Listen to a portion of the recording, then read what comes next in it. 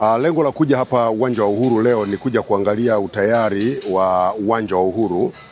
Tunatambua kwamba tuna matukio makubwa ya Simba Day tarehe 8 na Yanga Day itafuatiwa baada ya siku moja hapa katika uwanja wa Uhuru. Kwa hiyo kuna kazi ambazo tulikuwa tunakimbizana na mkandarasi kwa ajili ya kuhakikisha zinakamilika, na hasa ni kwenye ukamilishaji wa maliwato za vyumba vya kubadilishia nguo wachezaji. Huko ndiko ambako kazi ilikuwa imesubiri, kwa sababu kulikuwa na mpango wa upanuzi mkubwa wa eneo la jengo kuu la uwanja, lakini hatimaye tumekubaliana kwamba tutavitumia vile vyoo. Sasa ukaguzi niliokuja kuufanya leo ni wa kuangalia kila kimoja kimefikia wapi. Bahati nzuri mkandarasi Bwana Lee kutoka kampuni ya CRJE pamoja na washauri elekezi kutoka TBA wamenihakikishia kwamba ndani ya siku 5 kuanzia kesho watakuwa wamekamilisha uwanja wa Uhuru kwa 100% na utakuwa tayari kwa matukio ya Simba Day na Yanga Day. Mwaka huu tunaanza na Simba Day, halafu itafuata Yanga Day. Kwa hiyo uwanja wa Uhuru uko tayari. Na niwaambie tu, manake wengi watasema mlishatuambia uwanja uko tayari. Mara ya kwanza tulikuwa tumeamua kwamba tungetumia vyoo vya temporary vya muda mfupi, lakini baadaye tukaona kumbe tunaweza tukakimbizana na hivi vya kudumu tukavikamilisha, na bahati nzuri leo nimekuta kazi imefika zaidi ya 90%. Nadhani ndani ya siku 3-4 watakuwa wamekamilisha kila kitu na uwanja utakuwa tayari. Katika shamba la bibi hili, uwanja wa Uhuru, safari hii watu wakija hapa watakaa kwenye viti, sio kwenye zege. Wakija hapa shamba la bibi, kama Simba Day inaanza mchana inamalizika usiku, watakuta taa, tumeshaziweka taa.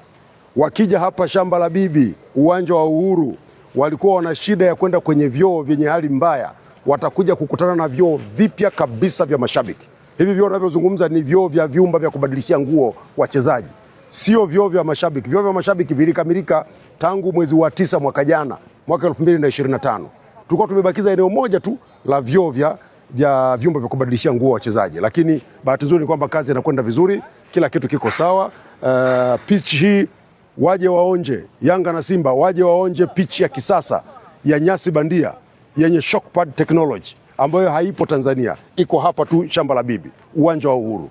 Kwa hiyo nafurahi kwamba tumefika kwenye hatua hii, na sasa ule unyonge wa wana Dar es Salaam kukosa uwanja mkubwa unaotosha mashabiki wengi baada ya uwanja wa Benjamin Mkapa kuwa kwenye ukarabati itakuwa imekwisha, kwa sababu uwanja wetu wa Uhuru sasa uko tayari kwa ajili ya michuano. Yanga na Simba wote wameomba kutumia uwanja wa Uhuru kwa ajili ya mechi zao za nyumbani za ligi kuu ya soka Tanzania bara, na tunawakaribisha sana.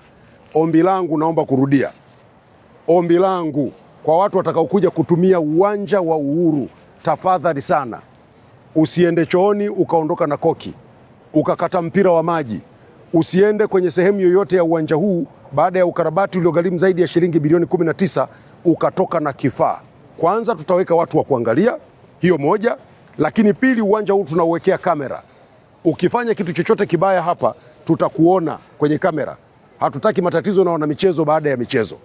Tumia uwanja kwa busara, kwa usarabu, ondoka uache uwanja ukiwa salama. Hatutegemei kuona mtu amenyanyuka na kiti hapa.